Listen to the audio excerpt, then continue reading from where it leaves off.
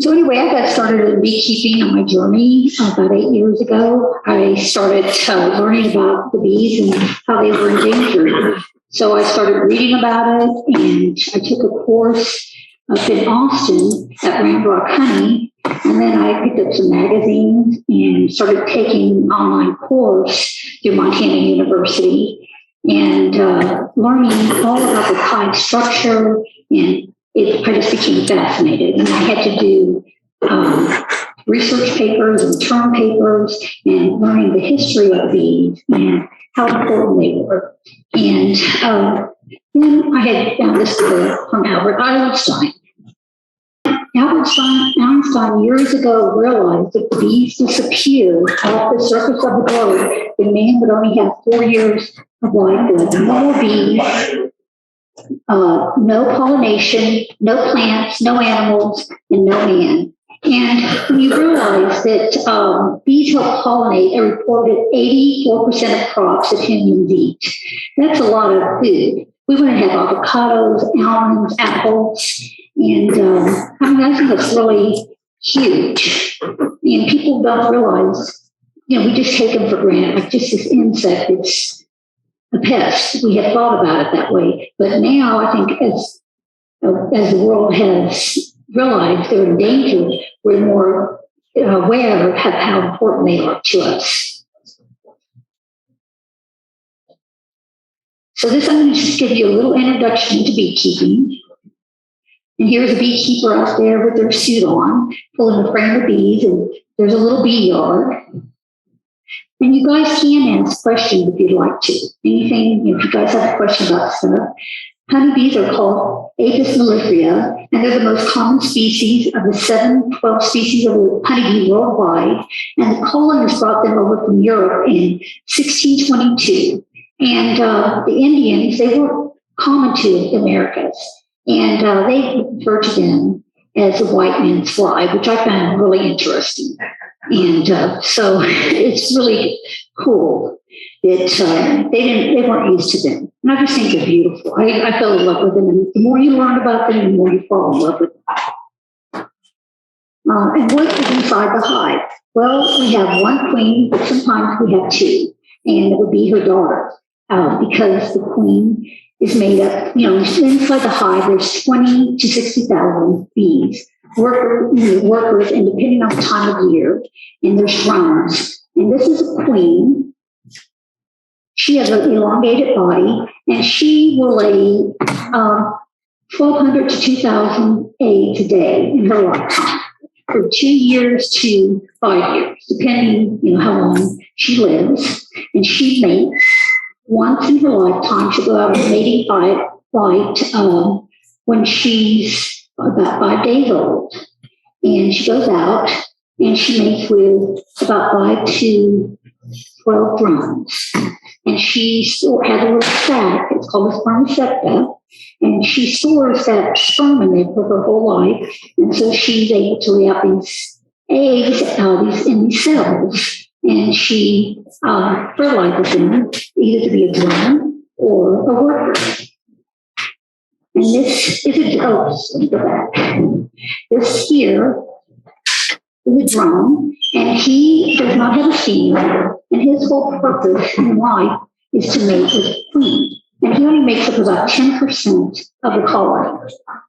And he has compound eyes. He doesn't have eyes like the worker or the queen. And the workers feed him. He doesn't go forward. He doesn't do anything other than mate with the queen.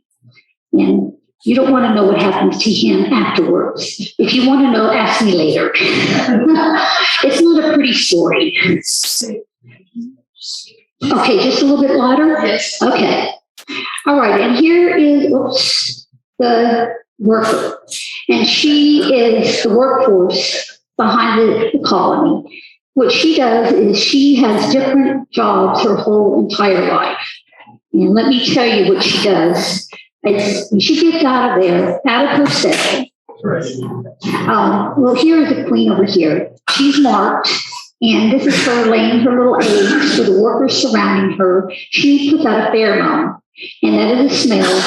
And that doesn't mean she puts it out like all over. They touch her, and they spread the scent all around, and they know her smell. And she kind of controls the hive with her smell, her pheromone. And they love her. And they go and they spread it around, and that's each queen has her own scent, and they know the queen, and they are marked with that scent, and they protect the hive, and they know their scent. And so the workers, they go out and they have different jobs from the time that they're born. So let's see. All workers are females.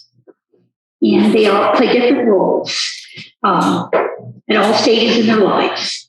They start with housekeeping from the time they come out in the cells. And let me find a little slide that tells you they play roles of. Let me find the little deal because it's very interesting. Day 1 to day 2. They clean the cells they were born in and keep the brood warm. So they keep the rest of the brood warm. And that's the first job. So day 3 to 5, they feed the older larva. Let me see. So here's a little larva over here. And this is all stages of larva. And so the little workers on days 3 to 5, they're making sure these are fed royal jelly. And they secrete that from the top of their heads, like royal jelly. And that's fed to the queen. And that's how queens are only fed royal jelly. And how they're selected, nobody really knows why they select a queen to be a queen. But she's fed royal jelly her whole life. And that's what makes them different. And they have a queen cell, they build it different, and they feed her just the royal jelly. But the worker bees are fed royal jelly for 3 days and of their life, and that's it. And then they're fed bee bread. Okay. And then from day 6 to 11, they have the responsibility for the youngest larva. And then days 12 to 17, they are practicing producing wax and carrying food and building comb and having to take undertaker duties, which they do have. They keep their hives very hygienic. They go ahead and they carry out the dead bees and any debris or any dirt in the hive and make sure it's really clean. Or say like a wasp gets in there or there's something nasty where they carry it out. Those hives are really neat. Okay. After that, they go ahead and they, from days 12 to or 18 to 21, they are protecting the hive entrance. So they are like just making sure that they're on guard duty. And they are also fanning the hive. They're flapping their wings and bringing the air in to make sure the hive stays cool, which is, I think is really cool because you'll see them out there fanning their little wings. And then after that, they'll go on to be foragers from then on until they die. And they last about 40 to 45 days in the spring. And then they also turn into winter bees. After that, they don't turn into, they die. And then in the fall, they have winter bees, and they last about 5 months. And this here, that's the unkept brood, and this is cat brood. So they will emerge from these cells and come out to a little bee, and then they get to work immediately. They don't get any time off. They are workers. And that is what, the industry, bees of industry. Everybody has known them. In the Bible, it talks about worker bees, and it talks about bees of industry. I mean, in the Bible, I don't know how many times it's mentioned it over and over again. And I've always thought, that's amazing. I want to be like a little worker bee. Okay, and right here is a frame of capped honey, and it's ready for extraction. And when you get that out of your hive and you pull it out of your hive, there's nothing more beautiful to a beekeeper than pulling that out. Because you've worked and you've fed them, or you've made sure the hive is, protected and safe, and that's ready for extraction. And I'm going to go into the different types of hives. I don't know, are any of you guys beekeepers here? Are you were beekeeper? What type of hive did you have? The Langston? Okay. Well, this year is going to be my first year of doing a flow hive. I've never done one. One of my clients has that. So that's going to be my first year where you can get the honey out. I've heard people have had success with it. I've never done that. And then over here, we have one of these. And oops, let me go back. And we have one that, and I was successful with it. We had some bees, but I haven't really had it going this year, but we're going to try to get it back up and going. And it really is cool because they had comb in there, and I like that. And here, right here is a Langstrom hive. And let me show you the inside. This here, there's different types of lids. Here is a telescopic lid. These I like the best. Okay. And this is the hive box of a Langstrom hive. And this is where the brood lives. And this is the top cover. And I will show you some stuff later that you guys are going to like. But here are the frames. And usually you have 10 frames. And I'm going to pass this around because here is the honeycomb here that they lay in here. But when you go get your first hive, this will come with 5 frames of bees, and then they spread out and fill up your hive after the first season of spring and summer. And by fall, it should be full and ready to go. And then they shrink down in winter, and then they come back out and get 20,000, and then spread out to 60,000. And you've been taking good care of them. But I'm going to go ahead and pass the frame out to you guys so y'all can see. And there is a little bee on there from last year. And I will pass I don't know if you guys are interested in seeing Propolis, the bee glue, but I think that would be interesting. John, I'll start with you. And this is what they also produce. We'll talk about that later.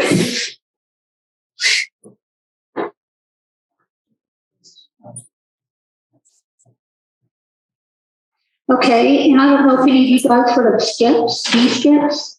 Are any of you guys familiar with that? That's something I want to try also. And here is, we're talking about the Langstrom hives. This is the most common type of beekeeping that beekeepers do, the Langstrom hives. And that's mainly what I use right now. And I do want to try different stuff. And the bee suits. This is something that I have found. I use the economy bee suit to begin with. And I found out it didn't really work that good with the bees now, because we've had the Africanized bees come in from Brazil. They made their way up here to Texas. And the bees are aggressive, and they made it with our European honeybees. And now the bees are aggressive, and they sting. You cannot go without a bee suit of some kind. And I'll show you the economy bee suit. Every time they sting you, they leave a little pheromone. Yes. So the other bees go, the enemy is there. So all of them come to the enemy, the enemy. And they keep stinging through that canvas through this suit. And you want a loose bee suit. You do not want it tight. No. You want it as loose as it can be. Oops. Let's see. What happened here? Can you fix that real quick? Oops, can you fix this right here real quick? It kind of went down a little bit. Okay, so I have gone to this ventilated jacket, which I love, because when they do see me, it doesn't go through. They try to, and it doesn't go through, which is great. And I wear a pair of white painter pants that are loose on me.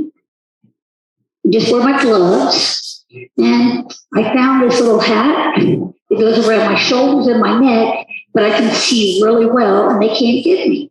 So I've come up with my own little bee suit, and I love it, and it works.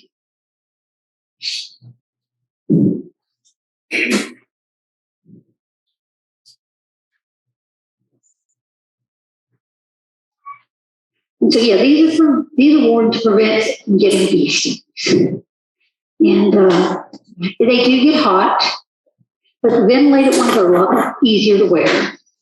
And I wish we didn't have to wear them, but unfortunately we do. As you can see, the people in the suits here in Texas and up north, apparently the Africanized bees haven't made it there yet, and they can't live in the cold. And they're able to stick their hand in the bees, go without suits, and have fun. Have you ever been? That first year, and then after that, my bees became very hostile, very angry. And I had to be one of the people that, with every sting, I had at times. Every sting, I got close. And so I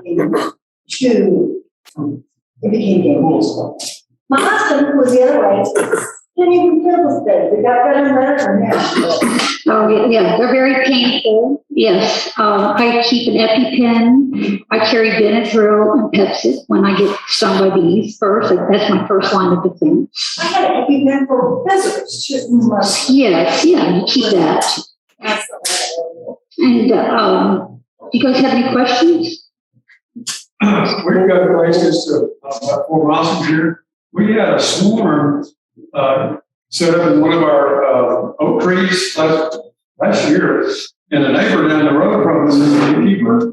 He came over and collected that, and just no protection at all. And he said he only got stung by one. That was amazing to me that he didn't have any protection. Well, that is when they're most docile, is when they have swarm. They don't usually sting because they're really calm. And the queens, it's called like a formation of biovac, and they're surrounding the queen. And if you don't get the queen when you get all the bees, they will go back and return to the queen. Yes. Over time, what do they say about the eventual aggressiveness of the hybrid between the Africanized and the melliferous? Well, if the queen mates with the Africanized bees, the hive is going to be more aggressive. Okay.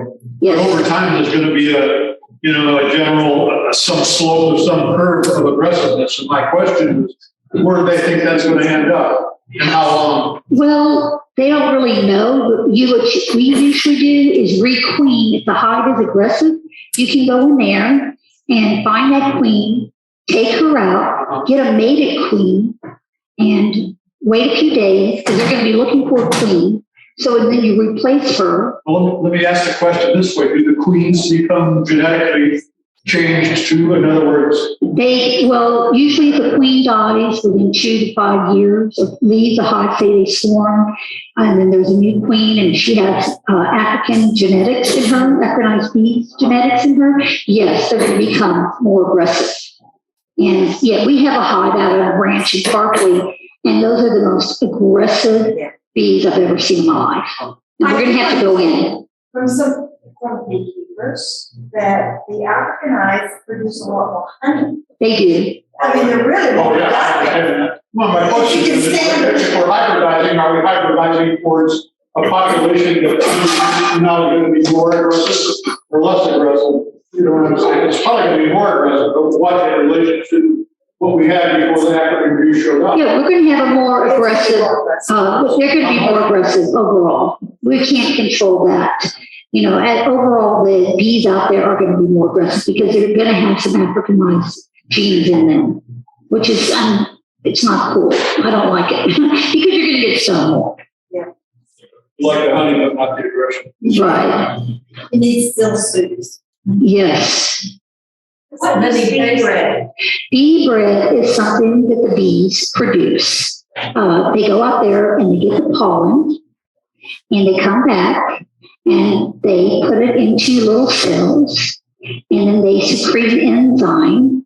And I will show you a little bit later in here. They enzyme, and that's what they feed the little baby bees. So it's starting with pollen, they bring it back to the hive, put an enzyme in it, and feed the babies. well, they put it into little stores in the hive. It's really a very cool little thing. Okay. And here are some hive tools. This here is a hive tool, and it has a little J hook on the end. And here's a little scraper. You saw the propolis on there. This scrapes the propolis off. You have to make sure you keep your hive clean. And it's for lifting the frames up and pulling them out because you want to be really careful with the bees. And carefully lift the frame up. You lift it straight up, and you're going to put the frame back exactly where you got it from. And because the bees, they like order. That's what I like about them. And they want everything back in place, and you want to be as gentle as you can with them. They know you're there, and they are paying attention. And this is a great tool. And do you guys want to look at it? Or? Okay. And here, I'm sure, what do you guys think a smoke was all about? What are they? Putting the bees to sleep or making them calmer. They make them calm, absolutely. And when you go to smoke your bees, I use different things. I do use a propane torch. I burn my listen being out, using those little lighters, quick lighter, didn't work. The propane torch works wonderful. And so I come around and I smoke real lightly in the front to get them calmed down. And you do it lightly. You don't go. I did that in the beginning, and ooh, it was not nice. And then you come and you do the sides, and come in here. When you open up the lid, you always come up here and you open it real slow, and you just smoke them and you slowly lift up the stuff. And the bee brush is used just to wipe away the bees so you don't hurt them. Like when you want to put the frames back in and you're going to close it, put the lid back on, and you just want to save your little bees. Or when you're taking the honey away, they will get in your bucket and they want that and you want to clear them away. Any questions? Why does smoke work on calm the bees? What kind of smoke? Why does smoke calm the bees? Why that's a great question. What smoke does, they make them think it's a fire. So what they do is they suck up honey into their tummies because they think there's a fire and they might have to leave. And so they're less likely to sting you. It's a lot slower. Yeah, they're not going to want to sting. They're less likely to sting you. Yes. So they're a lot calmer. They're like, oh, we're full. We don't want to sting. Well, when they sting you, they only have one chance to sting and then they die. Yes. So if they're full of honey, they're not going to waste their life on stinging people. They're going to want to go away or go. Yeah, they're for the female workers. That's one. They only have one chance to sting, and that's it. So they don't want to do that unless they have to. You just said something that I was going to ask up before. Is the sex of the worker bee a female? All females. Almost not like 90% of the hive. When I was keeping a hive, I always get rid of my males mostly.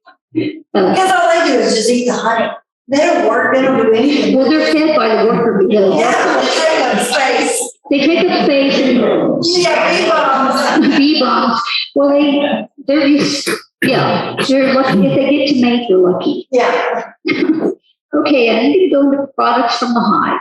The thing that we mostly know about is the honey. We love the honey. That's what most beekeepers, keep bees for.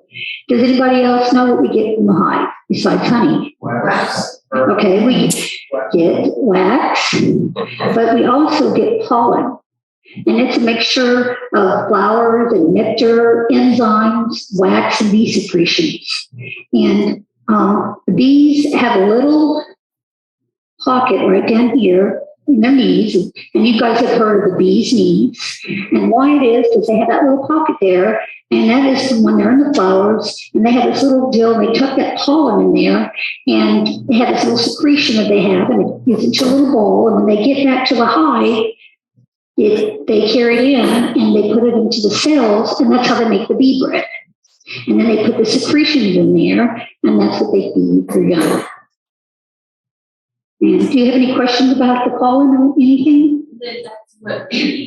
That's what's in. I made a little dessert we did with yogurt and pollen and honey over there. And it's really good. It's like you think you're eating something that's really rich and good, and it's just natural. And Is that bee bread there? no, that's pollen.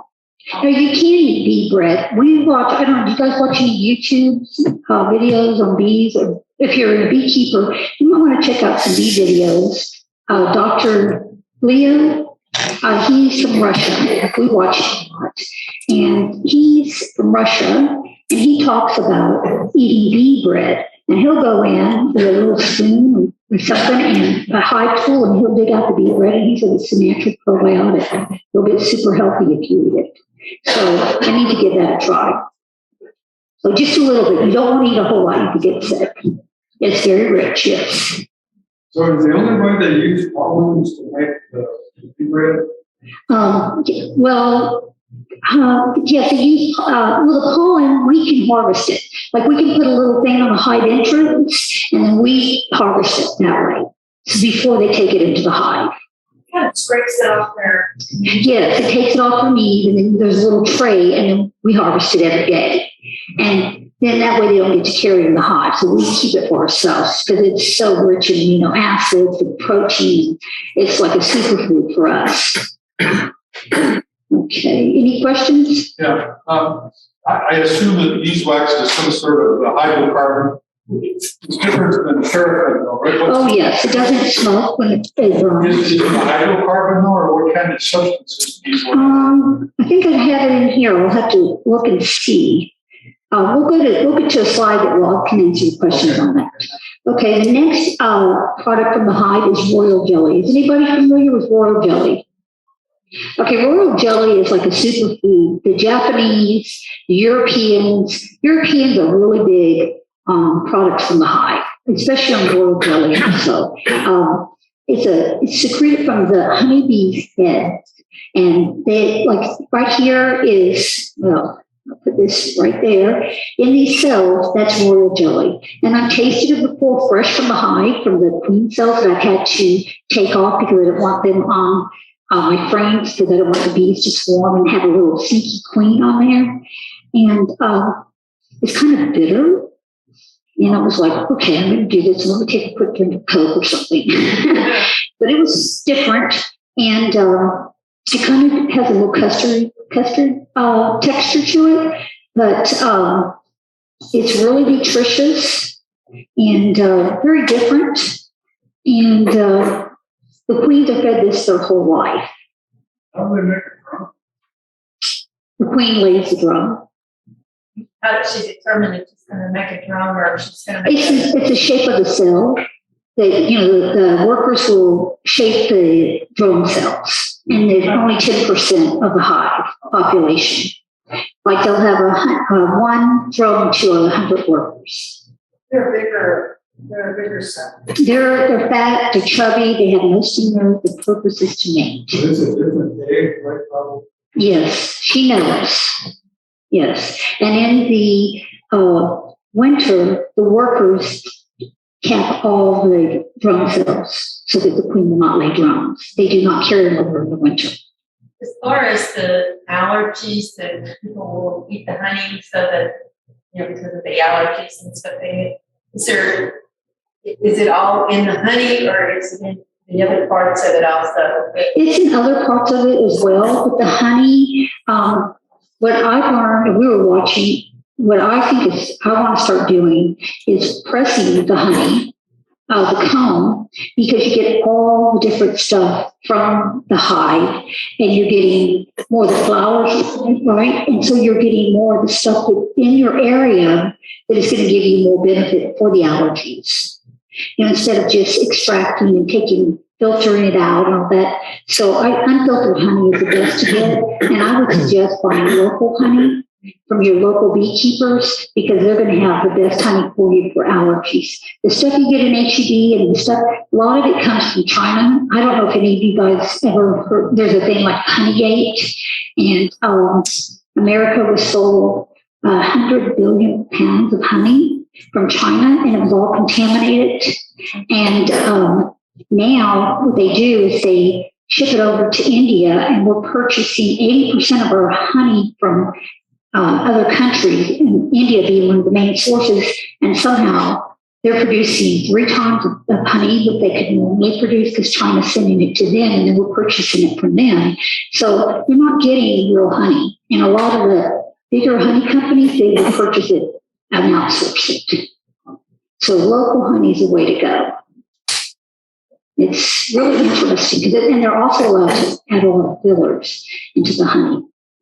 And I didn't know that until I became a beekeeper and into it real deep. I'm like, and I'm just still learning more. There's so much to learn. Okay, and have you guys heard of Propolis? That was on the lid that I passed around, and it's called bee glue, and it's used for the medicine, like the medical companies buy it, and they use it in medicine. You can make tinctures out of it, like for sore throats if you have the flu. And the bees produce it by mixing saliva and beeswax, and they exudate gathered from tree sap, sap flows, or other botanical sources. And right here is some propolis, and it's not real pretty to look at, but the stuff is amazing. Definitely, and you can also make stuff for your arms, I guess it looks kind of like a jelly, and it will heal your wounds. And they're finding people that have septic infections, this stuff or other antibiotics and ointments don't work. They will put this on there, and it works. They'll put the honey and the propolis tinctures on there and mixtures, and it will work, and it will heal them. And it's pretty amazing that here is honey. The bees create for us all this stuff in their hive. What are the bees?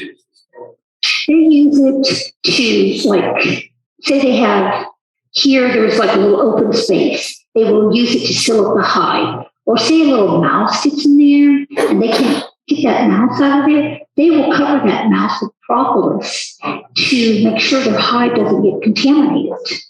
Or a wasp gets in there and they can't get it out, they'll cover that up. And it's just an awesome thing that they have. Okay, and the last of all is this beeswax. And it's a product made from honeycomb, and it's a mixing of pollen oils into honeycomb wax. It turns wax, and sometimes it's yellow, as you can tell. There's some of it that's yellow, and some of it's brown. And it's used to make candles. You can use it in lip balms. You can use it in lotions. You can use it in soaps. You can use it in a lot of stuff. Does anybody make candles or anything from it? Or know anything about beeswax? And they have these little 4 glands on each side, and they make the beeswax out of that. They secrete a gland, and they make the honeycomb. And like these here, I can go ahead and cut these off and melt these down, and they have turn into the beeswax, which is really amazing. We use a product called Beeswax Bandage that you actually put on cuts and scrapes, and it works wonders. Oh, really? Okay, I haven't heard of those. That's awesome. Any questions? It looks like the tray that the bees build their nests on is actually made out of beeswax. Is that right? That's usually a plastic frame. Yeah, and sometimes, like here, these are plastic frames here, and then they build a coat onto them. It makes it easier for the bees. Sometimes they'll have just the wires down and they'll build the comb, but that takes them a lot longer. I like it that way sometimes, just for myself, if it's just for like John and I, but, if I'm keeping them for just to use for honey, then I like it this way. It's quicker and it's less work for the bees. And also there's apitherapy in Europe, what they do. I don't know, have you ever heard of hive air? Where they do the apitherapy, where they have one of these hives and they have a hose connected to it, and it's for asthma and different ailments that people have. And they breathe this air, and it's really good for your lungs and your health, overall health. And I thought I would love to do that because I have severe asthma, and it would be really great. I'd love to start that kind of stuff here in the U.S. They were supposed to have a big apitherapy conference in Russia, but I think it's been canceled. Okay, and this is what I'm most interested in. is bee venom. Have you guys ever heard of bee venom, like in products or anything? Okay, this fascinates me the most because bee venom is a mixture of histamine, pheromones, enzymes, pesticides, amino acids with 63 components in total. And it also has 3 different types of poisons in there. I think melatonin is one of the top ones in there. But they have a new way to harvest the bee venom, and it does not hurt the bees. It's an electroshock plate that you can put underneath your hive, insert it in there, and the bees fly in and try to sting it, but they can't sting it, so that they release their venom. And then you leave it there for 30 minutes, and then you pull it out and have all this venom. But you do have to wear a mask and gloves, and you scrape it in there off, and you harvest the bee venom. And it's the best way to do that. And it's amazing. The pharmaceutical companies buy it, cosmetic companies buy it, and a lot of people are making cosmetics because it's like natural Botox, and really amazing what it does. The bees don't die after? No, the bees don't, because they're not stinging into something, they're stinging the glass. So they're not putting their stinger into anything, but they're releasing their venom. Their stinger, I guess. Yeah. That's what it does. The stinger. So electroshocks them when they try to sting it, and they release the venom. So thousands of bees are shocking this, and then they're releasing the venom, and then you pull that little tray out, and then you have all that venom on there. And it's like a white powder, after it dries, and you scrape it off. And you have to be real careful when you are scraping it off, though, because it is very toxic and poisonous. And I'm like, okay. But, and a lot of people go in and do apitherapy. I don't want to do that. My husband tried it with me on my hands because I have arthritis. It wasn't pleasant, to say the least, having your hands stung on your joints with the bees. I don't think I want to do it. Has anybody tried any of that? No? Do you have any desire to try it? No. Okay.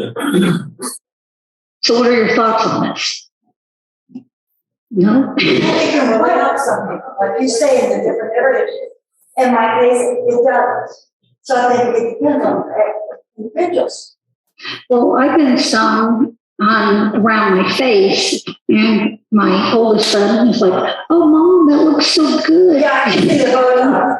Yeah, he was like, "You want to do the other side of your face?" I'm like, "Okay, you're going to be in trouble with me." How long does it last? It lasts probably a couple of weeks, and I'm like, I don't want to go through that. That hurt. It was very painful. Okay. Now there are lots of ways we can help the bees. And one way that we can help is to put away the pesticides and herbicides and replace with alternatives, such as garlic, onion, or salt and soap and orange, citrus oil, or even chili or pepper sprays. Do any of you guys use, what are you guys using to spray your food with? Use anything on them? So we call it. Soap and water is great. That's one of the best things. That's what I like to use. And if you're going to use the soap and water early in the morning and late in the evening, when they're not flying, the best times, because we don't want to harm them. And also companion planting. Do any of y'all companion plant? Okay, what kind of plants do y'all use to plant? Marigolds. Anything else? Okay. So what else do you use? Just go to Texas Tech and look at what the students are doing. Learn yourself what everybody's doing there. It's all companion planting. Okay. Right across the world. Okay. Oh, I didn't know that. I'll have to get that site from you. Okay. And plant bee-friendly flowers, and please make sure to include local natives. And another way to help is to only buy local honey and get to know your beekeepers. And that way you can learn more about them, about the different products from the hive, And also another way to help the bees is to provide an oasis for the bees with water and different plants like that, little bird baths. But please put the rocks in there because they can drown really. They need to have a place to land to be able to get the water. Is there a guide or anything written on the website to find local beekeepers to buy honey? Not right now, but I will see if we can get a source from Kerrville. Right now, I know there's not a beekeeper club here in Fredericksburg, but I'll find out what we can come up with for you guys. Which beekeeper talked to your friend? There was, Joe Bader used to have one, but he's not here anymore. And he was telling me, he and I talked, and he was asking about, stuff. He refers me to people. Too. Well, there is one. Years ago, I knew one there. Yeah, I'm the vice president of the one in Kerrville, and Linda Williams is the president. Yeah. We were in the beekeeping club in San Antonio is how we met. And I was surprised. I was like, oh my gosh, nice to see you. We have a couple of guys here, Jeremy Jeffs, Center Point Road, Beekeeper, he's got lots of labs. Dr. Stan Parker, 16, just about at the end of the Center Point Road exit. He's a beekeeper. He sells to a local vendor, but I don't know who that is. Do you guys have your local farmer markets here? I haven't seen any honey.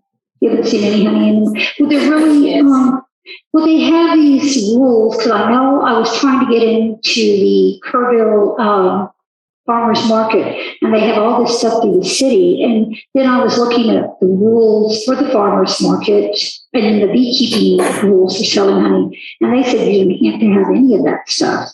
So I don't know, I'm going to have to kind of talk with them about it and maybe give some help to some local beekeepers to get into the farmers market, because there shouldn't be those rules for the beekeepers.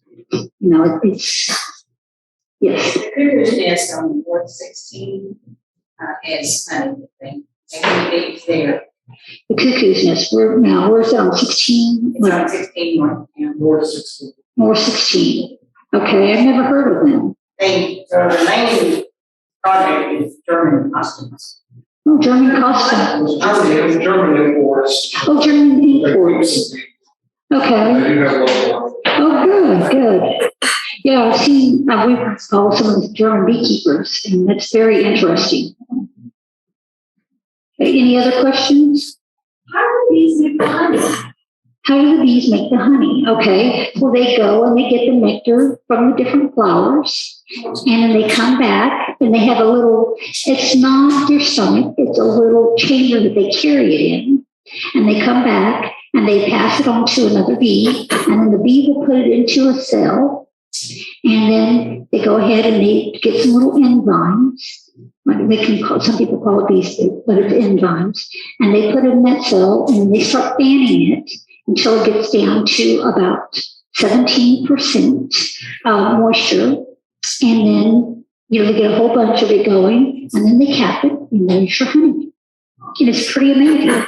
That's how we get our honey. Is they go to work and they visit thousands and thousands of flowers to get us that honey.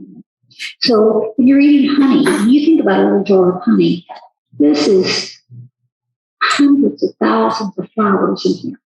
So it's just so loaded with vitamins and minerals and all kinds of amino acids and different things. So it's pretty amazing. Okay, and I think my next slide is going to be suggestions for mostly native trees and plants that bees love to pollinate and bloom. And right here, I'm sure you guys are all familiar with Agarita. Mm-hmm. This year is kind of tough for all of us, as we know we haven't had much rain. So the Agarita, we didn't get a lot of blooms out of them this year, which was kind of sad. I don't know, you guys have a lot of Agaritas here in Fredericksburg? I could walk outside with people who come.